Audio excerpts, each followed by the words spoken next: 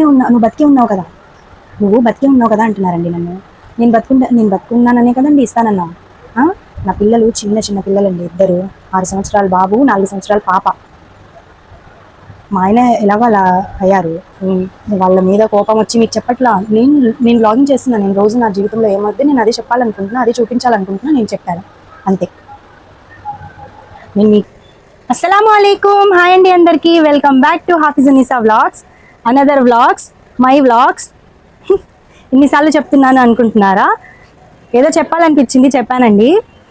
ఇంకా ఈరోజు మా ఇంట్లో ఏం స్పెషలో చూసేద్దామా? పదండి కిచెన్లోకి అయితే వెళ్ళిపోదాము. ఇది అన్నం, పప్పు, అప్పడాలు, మామిడికాయ పచ్చడి. ఈరోజైతే మేమైతే ఇదే వండుకున్నామండి. ఏంటి రాగానే మా ఇంట్లో స్పెషల్ ఏంటో చూడండి అని చూపించాను అనుకుంటున్నారా? ఏంటి అంటే అసలు మ్యాటరు, కొంతమంది నేను బాగానే ఉన్నాను, నేను బాగానే తింటున్నాను, బాగానే వండుకున్నారు, బాగానే బయటికి వెళ్తున్నారు అని చెప్పుకుంటున్నారు. నాకే చెప్తున్నారులేండి. చెప్పుకుంటున్నారేంటి, ఫోన్లో నాకే చెప్తున్నారు బాగానే ఉన్నావుగా అని. నాకు ఎలాగో అనిపిస్తుంది. ఏంటంటే ఇప్పుడు ఏమైనా అప్పు ఇవ్వాలంటే మేమేం తినకూడదండి, మీరు చెప్పండి. బాగానే ఉంటున్నారు కదా అంటున్నారు. అంటే నేను వీడియో కోసం నేను కారం వేసుకుని తిన్న వీడియోస్ కూడా పెట్టాను కదా. మా అబ్బాయి కానివ్వండి, మేము కానివ్వండి, ఎప్పుడు ఏముంటే అదే తింటాం కదండి. ఏమంటే బాగానే ఉన్నామని చెప్తున్నారు కొంతమంది. అలాగా బయట వాళ్ళు చెప్పినా కొంచెం బయట వాళ్ళు కదలే అనుకోవచ్చు, అయినోళ్ళే చెప్తున్నారు అలాగా.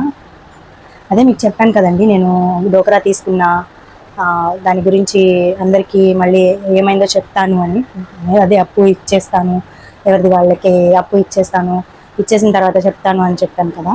కొంతమంది అయితే తీసుకున్నారండి, 2 తీసుకున్నారు, మిగతా వాళ్ళు తీసుకోలేదని నేనేం చేశానంటే అది ఇచ్చేసాను మళ్ళీ. అదే ఒకళ్ళు అడిగితే వాళ్ళకి ఇచ్చేసాను నేను. డోక్రా వాళ్ళే అడిగారు సగం ఇవ్వు అని, తీసుకునేటప్పుడు వాళ్ళకి ఇచ్చేసాను నేను. ఇప్పుడు ఒక మాట చెప్తాను వినండి.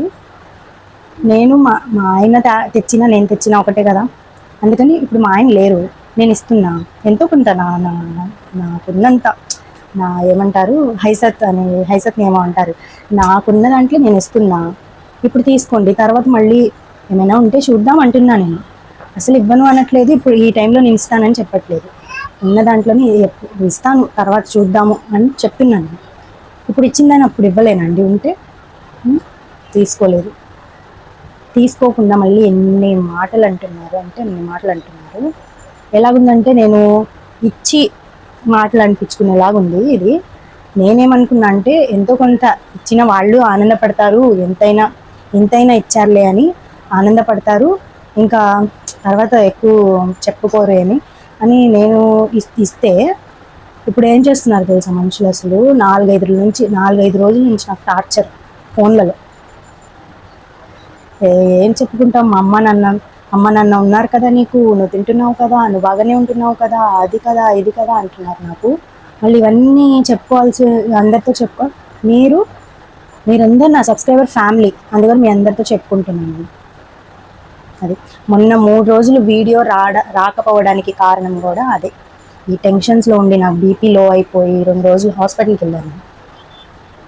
అలాగైంది నాకు. అసలు ఇలా చేస్తున్నారంటే అయిన వాళ్ళు ఇలాగ చేస్తారా? బయట వాళ్ళు ఏమండి తీసుకొని వెళ్ళిపోయారు, సరేలేమ్మా అని. సరే మీకు వద్దు అమ్మా, మళ్ళీ మాకు కావాలి, మళ్ళీ ఇవ్వు అని చెప్తే మీరు చెప్పనవసరం లేదు, నేనే చెప్తున్నా. దేవుడు నాకు ఇంకా ఇప్పుడు ఇంత ఇలాగున్నాము, రేపు ఇలా ఉంటామని ఏం లేదు కదా. రేపటి రోజు మా పరిస్థితి మారిద్దేమో, అప్పుడు ఇచ్చేస్తానేమో. నేను చెప్తున్నాను కదా, ఇప్పుడు కాకపోయినా చూద్దాం తర్వాత అంటున్నాను. అసలు వినట్లేదు. ఇలా చేసి నాకు ఎంత బాధ పెడుతున్నారంటే అంత బాధ పెడుతున్నారు. వాళ్ళు చెప్తుంటే నాకు చెప్పడం రాక కాదు, నాకు నోరుంది, నాకు మాట్లాడడం వచ్చు, నాకు చెప్పడం వచ్చు. కానీ నేనేంటంటే మా ఆయన అన్ని మాటలు అంటుంటే వినలేకపోతున్నాను, తీసుకోలేకపోతున్నాను. నేను ఇస్తాను అని చెప్పి ఇంకా మాటలు అనిపించుకునేలాగా ఉన్నానని నేను ఎందుకు ఒప్పుకున్నా, అసలు నేను ఎందుకు ఇవ్వాలి అని వచ్చేసింది నాకు. ఇంకా నేను ఇంక ఇవ్వనండి ఎవరికి. ఇంత చెప్పిన తర్వాత నేను ఎవరికి ఇవ్వను ఇంకా. అసలు ఒక మాట ఏంటంటే నేను ఇచ్చేసినట్టే. ఇంకా నాకు నేనయ్యి ఇస్తాను అన్నా, వాళ్ళు తీసుకోలేదు. అప్పుడు నేను ఇచ్చేసినట్ట కాదా మీరు చెప్పండి, మీరే న్యాయం చెప్పండి. అందరూ ఇలా చేస్తున్నారండి. ఇప్పుడు మీకు చెప్తున్నా కూడా నాకు చాలా లోపల ఎంత బాధగానే ఉంది. మా అమ్మ నాన్న చూసారనుకోండి, నేను బాధపడ్డాము, వాళ్ళు బాధపడతారు. వాళ్ళు ఉండబట్టి, వాళ్ళిద్దరు మా అమ్మ నాన్న ఉండబట్టి నేను నా 2 పిల్లల్ని ఇక్కడ వీళ్ళ దగ్గర ఉండి నేను చూసుకోగలుగుతున్నాను.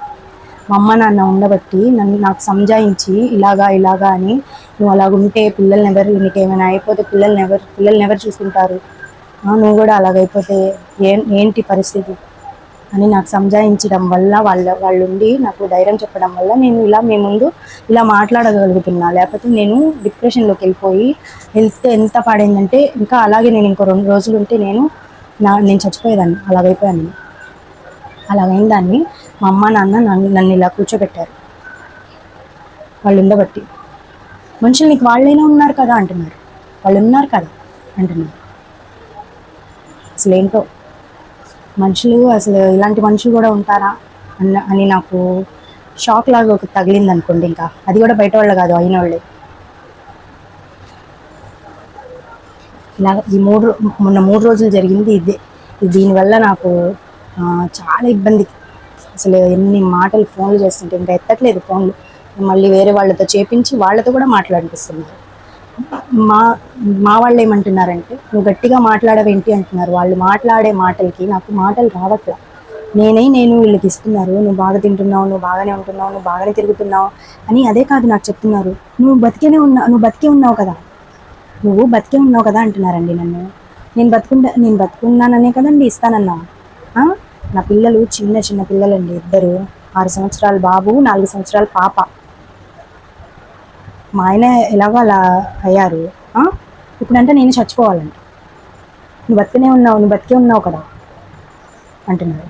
నేను ఉన్నాననే నేను ఇస్తాను అన్నా. నేను అసలు ఎన్ని మాటలు అంటున్నారు. పిల్లల్ని ఎత్తుతున్నారు, పిల్లల్ని ఎత్తుతున్నారు. మా పిల్లల నోళ్ళ దగ్గర నుంచి కట్టాము, అది ఇది అంటున్నారు. ఇప్పుడు నేను నా పిల్లల నోళ్ళ దగ్గర నుంచి కట్టలేదండి, ఆ 2 లక్షల నుంచి కట్టయి అసలు నేను తీసుకోకపోతే నాకు 2 లక్షలు అప్పు ఉంటుందా? ఇప్పుడు నేను 2 లక్షలకి అప్పు ఉన్నా. ఎందుకున్నా? వాళ్ళ కోసమేగా. వాళ్ళకి ఇస్తే ఎంతో కొంత ఇస్తే ఆనందపడతారనిగా నేను తీసుకున్నాను. లేకపోతే నేను 2 లక్షలకి అప్పు ఎందుకు అవుతానండి? ఆ డబ్బులు ఉంటే నా పిల్లలకి పనికిరావా? మీరు చెప్పండి. ఆ డబ్బులు ఉంటే నా పిల్లలకి పనికొస్తాయి కదా. నెల 7,300 కట్టాలి నేను. ఆ డబ్బులు ఉంటే నా పిల్లలకి పనికొస్తాయి కదా. నువ్వు బతికే ఉన్నావు కదా అంటున్నారు. ఏమన్నా అంటే, నువ్వు బతికే ఉన్నావు కదా, రోజుకి 800, 700 సంపాదిస్తున్నావు కదా అంటే, నేను అసలు మిషన్ మీద ఒక రోజు కూర్చుంటే 2 రోజులు 3 రోజులు కూర్చోలేను. నా ప్రాబ్లం నాకుంది, నా హెల్త్ ప్రాబ్లం నాకుంది. వాళ్ళకేం తెలిసిద్ది? ఏమన్నా అంటే వీడియోస్ తీస్తున్నాను, అందరూ చూస్తున్నారు కదా, అక్కడికి వెళ్తున్నా వీడియోస్ తీస్తున్నా, బాగానే ఉన్నావుగా అంటున్నారు దాన్ని చూసి. బక్రీద్లో వచ్చిన అది మీట్ తింటే, అదే ఏమంటారు, గోష్, అది బక్రీద్లో వచ్చిందే కదండి, మేము వండుకున్నాము. బక్రీద్లో ఆ రోజు వండేసుకుంటామా ఏంటి అని మొత్తము? కాదు కదా, ఒక 3 రోజులైనా అలా వండుకుంటాం కదా. అది చూసి బాగానే తింటున్నావు కదా అంటున్నారు. ఎక్కడికైనా వెళ్ళేటప్పుడు నార్మల్గా పిల్లల్ని స్కూల్ని దింపేటప్పుడు కానీ, లేకపోతే ఏమైనా తేడానికి వెళ్ళేటప్పుడు కానీ వెళ్తుంటే బాగానే తిరుగుతున్నావు కదా అంటున్నారు.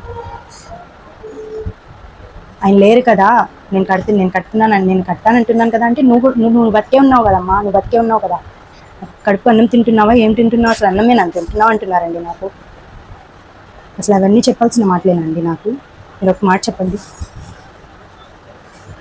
అలా చెప్తున్నారు, అలా చేస్తున్నారు, నాకు టార్చర్ పెడుతున్నారు.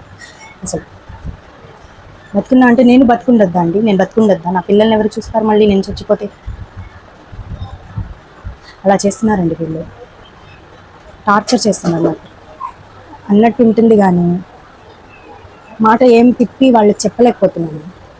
ఇప్పుడు నేను చేసింది తప్ప రైటా? మీరు చెప్పండి. తప్ప రైటా మీరు చెప్పండి అందరూ. ఇప్పుడు నేనేం చేశాను మీకు చెప్పాను. నేను చేసింది రాంగా రైటా మీరు చెప్పండి. నేను ఏమైనా తప్పు చేశాను అందులో? ఎవరైనా ఇస్తారా అసలు మీరు చెప్పండి? ఆయనే లేరు, ఆయన ఇప్పుడు లేరు. ఉమ్, ఆయన లేరు ఇప్పుడు. ఎవరు పిల్లల్ని నేను ఎలా పెంచాలి మీరందరూ అడుగుతుంటే నేను ఎలా ఇవ్వాలి అంటారు ఎవరైనా. నేను అలా అనలేదు కదా. నేనేమన్నా? ఎవరు మా ఆయన్ని తిట్టొద్దు, నేను ఇస్తాను, నాకెంతైతే నేను అంత ఇస్తాను. నేను బతుకున్నంత వరకు నేను ఎంత ఇవ్వగలుగుతానో అంత ఇస్తాను అని చెప్పాను. ఆ మాట మీద నిలబడి నేను అది తీసుకున్నా. నాకు అవన్నీ కట్ అయ్యి అంత వస్తాయని నేను అనుకోలేదు. వచ్చాయి, అందులోనే ఎలాగోలాగా ఇద్దామని నేను చూశాను. ఇద్దరు తీసుకున్నారు. మిగతా వాళ్ళు ఆ ఇద్దరు బయట వాళ్ళు తీసుకున్నారు. మిగతా వాళ్ళేమో ఇలా చేస్తున్నారు. చెప్పడం కూడా ఇందాక ఎలా మాట్లాడాను, నేను గట్టిగా మాట్లాడాను. ఈ టాపిక్ వచ్చేటప్పటికి నాకు మైండ్ పని చేయట్లేదు. ఇలా వచ్చేస్తుంది. నేను లో అయిపోతున్నా. నేను ఎంత కాన్ఫిడెన్స్గా ఉన్న దాన్ని లో అయిపోతున్నాను. ఇంకా నేను నమాజ్ చదువుకొని అల్లా సుబ్హానహు తఆలాతో చెప్పుకొని ఇంకా ఇలా స్ట్రాంగ్గా ఉండాలి అని ఉంటున్నా. ఈ టాపిక్ వచ్చేటప్పటికి నేను లో అయిపోతున్నా. అప్పుడు నేను ఇప్పుడు 3 రోజుల నుంచి మొన్న అప్పటి నుంచి అందరికీ చెప్దాం అనుకుంటున్నా, చెప్పలేకపోతున్నా. మళ్ళీ నిన్న కూడా వీడియో రాలా. ఇదండి ఇప్పుడు నా నా నా స్టోరీ. ఇప్పుడు ఈ అప్పుల స్టోరీ విన్నారు కదా. నేను చేసింది కరెక్టా కాదా మీరు చెప్పండి కామెంట్స్లో. నేను చేసింది కరెక్టా కాదా మీరు చెప్పండి. అంటే నేనేదో వాళ్ళ మీద కోపం వచ్చి మీకు చెప్పట్లా. నేను బ్లాగింగ్ చేస్తున్నాను. నేను రోజు నా జీవితంలో ఏమవుతుంది నేను అదే చెప్పాలనుకుంటున్నా, అదే చూపించాలనుకుంటున్నా. నేను చెప్పాను అంతే. నేను మీ దగ్గర నుంచి సలహా తీసుకుందామని చెప్పాను మీకు, మీ అందరికీ. మీరు చెప్పండి, నేను తప్పు చేశానా, రైట్ చేశాను? అప్పు ఇచ్చేస్తాను, నేను ఇంత ఇచ్చేస్తాను అన్నది తప్ప రైటా మీరు చెప్పండి. ఇంకా ఈ రోజుకైతే బ్లాగ్ ఇంతేనండి. నేను ఇంకా మాట్లాడలేకపోతున్నా. ఈ రోజుకి బ్లాగ్ ఇంతే. బ్లాగ్ నచ్చినట్లయితే లైక్ చేయండి, షేర్ చేయండి, కామెంట్ చేయండి. కామెంట్ చేయండి. నేను మీ కామెంట్స్ చూడాలి. మీరందరూ కామెంట్ చేయండి. అల్లా హాఫీజ్.